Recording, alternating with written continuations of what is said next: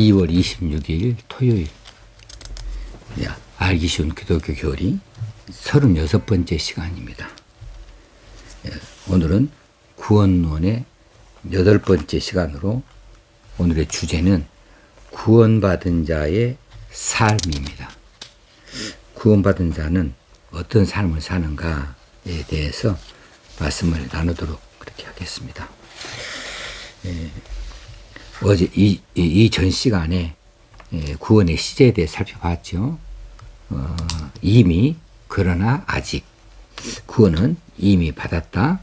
그런데 아직 완성되지 않았다. 이런 뜻으로 말씀을 드렸어요.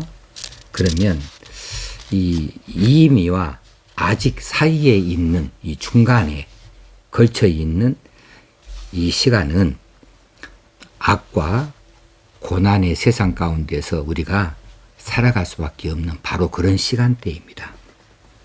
이 시간대에 구원받은 자는 어떤 삶을 사는가, 그 이야기를 오늘 드리게 되겠습니다. 자, 우리가 예수 믿고 구원을 받았다. 이미 받았다. 그런데 우리의 삶은 전혀 달라진 것이 없습니다. 우리 주변의 환경도 달라지지 않았습니다. 악이 그대로 존재하고 있고 여러 가지 모양의 고난이, 이 세상 고난이 그대로 많이 우리를 향하여 덤벼들고 있어요. 그런데 우리는 이전 사람이 아니거든요. 우리는 옛 사람이 아니거든요. 우리는 구원받기 전에 그런 삶의 방식으로 살아가는 사람이 아니거든요. 왜냐하면 우리는 이 세상 사람이 아닙니다. 우리는 하나님 나라 백성입니다. 그렇기 때문에 우리는 악과 고난이 여전히 이 세상에 넘쳐 있고 우리를 향하여 덤벼들고 있어도 옛날에 삶의 방식을 따라가지 아니하고 이 세상 사람들처럼 그렇게 살아갈 수가 없는 것이죠. 우리는 우리의 죄를 위하여서 십자가에서 대신 죽어주신 예수 그리스도를 가리켜서 말할 때 주님이시다 이렇게 말합니다. 주님. 주님이라는 말은 무슨 말일까요? 주인이시다는 겁니다. 주인. 나는 그분의 종이고 그분은 나의 주인이시다. 나는 그분의 소유이고 그분은 나를 소유하시는 분이시다 라는 의미에서 주님이라고 부르는 겁니다. 우리는 그렇게 바뀌어진 삶을 살고 있어요. 이 세상의 백성이라면 그분을 향하여 주인이라고 말할 수가 없습니다.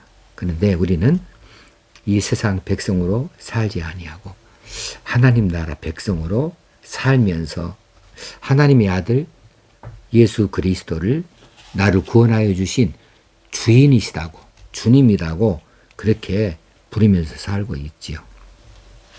자, 골로새서 1장 13절에서 그가 우리를 흑암의 권세에서 건져내사 그의 사랑의 아들의 나라로 옮기셨으니, 우리는 흑암의 권세, 흑암이 있는 권세를 부리는 그런 자리에서 건져내서 그의 사랑의 아들의 나라로 옮기셨다. 우리는 이 세상 백성으로 살아가는 그런 사람들이 아니다. 요한복음 17장 16절에서도 내가 세상에 속하지 아니함 같이 그들도 세상에 속하지 아니할 사람나이다. 예수님께서 하신 기도문 가운데 나오는 이야기죠. 우리가 세상에 속하지 아니하였다. 세상 백성으로 살아가지 아니한다. 라는 이야기입니다.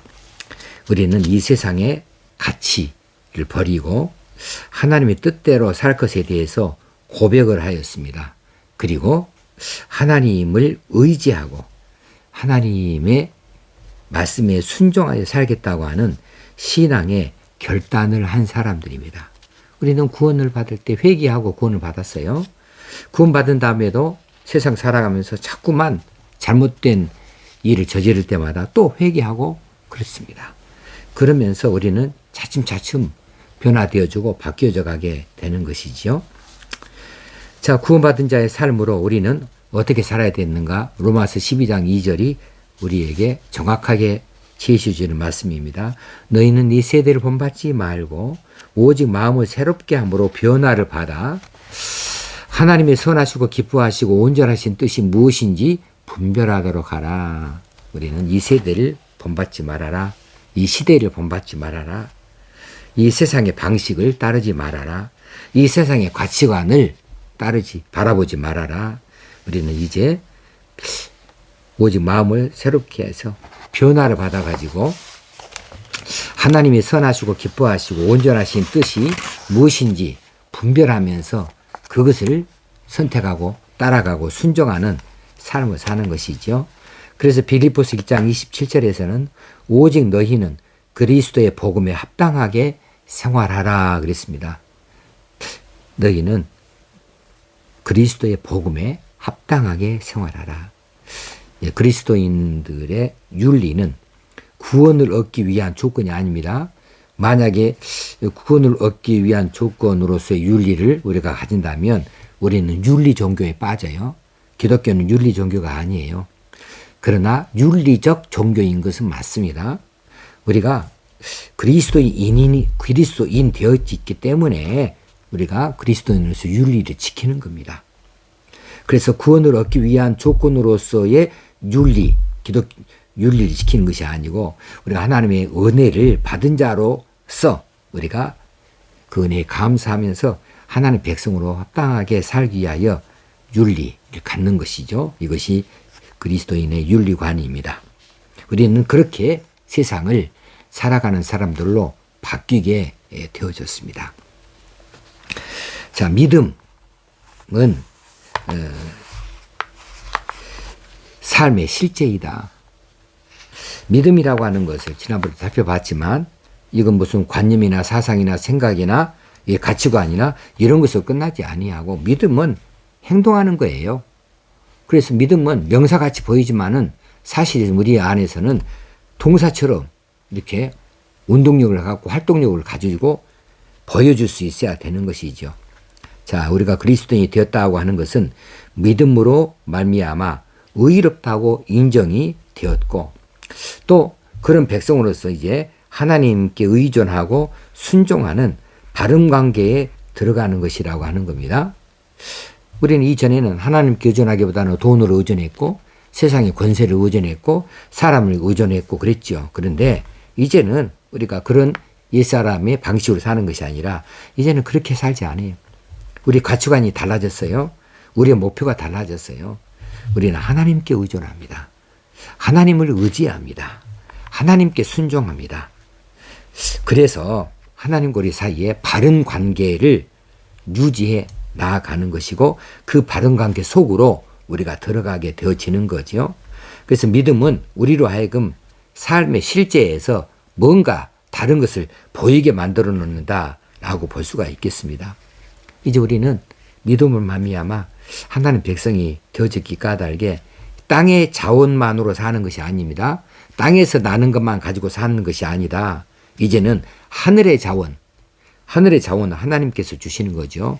그것이 무형이든 유형이든 간에 하늘의 자원을 받아서 하늘로부터 공급받아서 살게 되어졌다는 그런 실제, 리얼리티, 실제가 바로 믿음은 삶의 실제라고 하는 말을 우리에게 가르쳐주고 있습니다.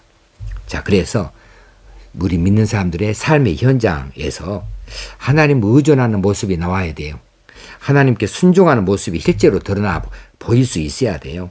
그래서 순종이 없는 믿음이 아니고 윤리가 지켜지지 아니하는 그런 믿음이 아니고 순종이 있는 믿음, 윤리가 포함되어진 이런 믿음으로 우리가 우리 삶의 현장에서 실제적으로 나타내고 보여줄 수 있어야 된다라고 하는 겁니다. 그런 의미에서 믿음은 삶의 실제이다라고 말씀을 드릴 수 있겠습니다. 그 다음에 믿음의 실제화에는 고난이 있다. 자, 그러면 구원받고 그리스도인이 되어졌다 할 때에 우리 그리스도인들에게는 그러면 시련이 없습니까? 고난이 없습니까? 아니, 있어요. 필연적으로 있어요. 왜냐하면 왜냐하면 필연적으로 있는 것은 우리가 이 세상을 살면서 이 세상의 정신과 이 세상의 가치관을 따르지 않습니다. 거기에 순종하지 않습니다. 그래서 어떻게 뭐로 가든지 한양만 가면 된다 이런 것이 아니에요. 우리가 목표가 정확하면 과정도 정확해야 된다. 목표가 바르면 과정도 바르게 가야 된다라고 하는 이런 하나님의 백성으로서의 이런 믿음의 자세가 우리에게 있는 것이에요. 그래서 그 믿음을 실제로 우리 삶에서 적용하려고 하다 보니까 고난이 따를 수밖에 없어요. 세상 가치관을 쫓아가지 아니합니다. 세상의 방식을 따르지 아니합니다. 그러면서 우리는 하나님의 방식, 하나님 나라 시민으로서의 자존을 가지고 이것을 세상의 것들을 유혹을 이겨내고 극복해내고 나아가야 되니까 믿음으로 사는 데는 고난이 따를 수밖에 없습니다. 우리는 악을 악으로 대할 수가 없어요. 그들은 우리를 향하여 악으로 대한다 할지라도 우리는 그들을 향하여 악으로 나설 수가 없어요. 우리는 손으로 악을 이겨야 됩니다. 그런데요, 여러분, 손으로 악을 이긴다는 것은요, 무지 어려운 이야기입니다. 이건 예수님이 십자가 지신 것하고 똑같은 이야기예요. 실제로 여러분이 손으로 악을 이겨보려고 발버둥을 쳐보세요. 상대방은요, 온갖 거짓말을 다 합니다.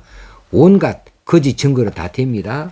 많은 사람들을 자기 편으로 돈 들여서 다 삼아가지고 일방적으로 없는 것을 만들어내가지고 나를 공격합니다. 나를 매장합니다. 나는 증거도 없습니다. 나는 법 앞에서도 바르게 판정을 받을 수 없는 이런 코너에 몰리게 되어져요. 그러면서도 나는 여전히 악으로 그들을 이겨내서는 안 된다. 나는 손으로 그들을 이겨내야 된다. 그때 하나님께 기도합니까? 잘한 이유입니다. 그런데 기도해도 사실 공허할 때가 많아요. 정말 하나님 살아계신다고 나는 하나님 믿는다고 그러면서도 온갖 고난, 협박 이런 것들을 당할 때에 이건 정말 손으로 악을 이긴다는 것이 얼마나 힘든 것인가. 예수님이 십자가형을 선고받고 그 모진 그런 채찍질을 당하고 또 비웃음, 비아냥거리는 것을 당하고 그러면서 십자가의 형에 처해져 가지고 고난에 그 십자가를 짊어지고 십자가에 못 박히고 죽으시기까지 수없이 많은 이런 악한 것들에 대한 도전에 있어서 예수님이 모든 것을 다 견뎌내고 손으로 악을 이겨낸다. 그래서 죽음을 받아들이고 죽으시기까지 얼마나 고통스러웠을까. 이건 죽을 만큼 고통스럽다 이렇게 말한 것이 맞습니다. 죽을 만큼. 여러분 세상에서 우리가요 이런 악한 일을 만나게 되어주고 어떤 악착 같은 그런 악한 무리들을 만나서 우리가 시험에 들었을 때에 이것을 가지고 손으로 악을 이겨낸다고요? 어떤 경우든지 그렇습니다. 그때에 손으로 악을 이겨내는 것이 손해를 감수하지 아니하면 안 되고요. 손해 정도가 아니죠. 죽을 만큼 고통스러운 것을 감내하지 아니하면 손으로 악을 이길 수가 없습니다. 그냥 내 안에서 악이 나올 수밖에 없고 세상 방식이 나올 수밖에 없어요. 그런 이야기는 녹화되어져서 많은 사람 듣고 있는 이런 자리에서 말할 수 없는 이런 예화들이 수없이 많이 있습니다. 좌우지간 손으로 악을 이기는 것 쉽지 않다. 믿음으로 이 세상을 사는데 많은 고난이 닥쳐오는데 이것을 견뎌내고 이겨내는 것은 사실상 쉽지 않다. 이것을 말씀을 드리고 싶습니다. 이제 계속해서 내일 제자도 그리고 성화, 영화에 대해서 내일 더 한번 살펴보면서 그리스도인으로 사는 것이 무엇인가에 대해서 더 깊이 있게 말씀을 나눠보기를 원합니다. 오늘은 여기까지입니다. 오늘 하루도 은혜로운 삶을 살 수 있게 되어주고 승리할 수 있는 삶을 살게 되어지길 주의 이름으로 축원합니다. 감사합니다.